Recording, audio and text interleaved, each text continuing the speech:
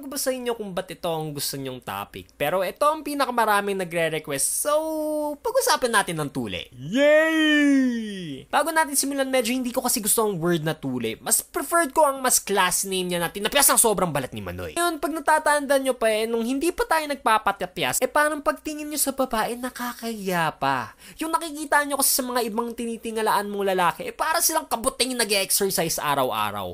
Habang sa'yo, parang wood na hindi ginaganahang kumain. At ang hirap-hirap pa nung nalaman mo, ikaw na lang ang hindi nagpapatapis sa grupo nyo. Kasi alam nyo yun, hindi natin alam kung ba't natin to ginagawa. Tayong mga lalaki kasi, ang hilig natin magpakita at mag-compare kung ano ang itsura at laki ni Manoy. Uy pre, alam niyo ba ang oras ngayon? Ayun! Oras na magpakita ng mga kalalakihan natin! Tapos habang sila excited na excited at minsan kala mo ay nasa set ka ng Star Wars dahil sa sword fight nila, Berto, ako ang tatay mo. paano ka na naging tatay? Episode ka pa!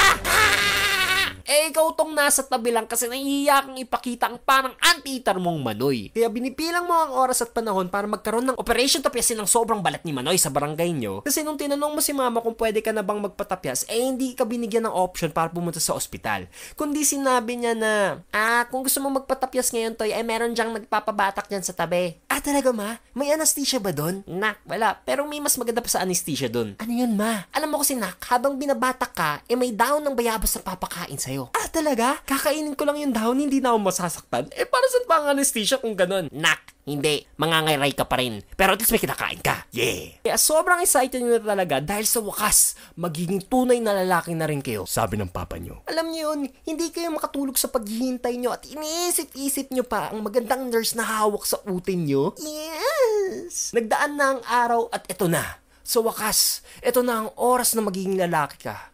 Nakapila ka na kasabay ang maraming magpapatapyas rin. At iniisip mo na, natutuloy ko pa ba to? Ba't di ako na-inform na may inject sa petoy-toy ko? Ba't ikala ko babae na maganda ang nurse? Ba't matandang lalaki na takatapat sa akin? Oh no!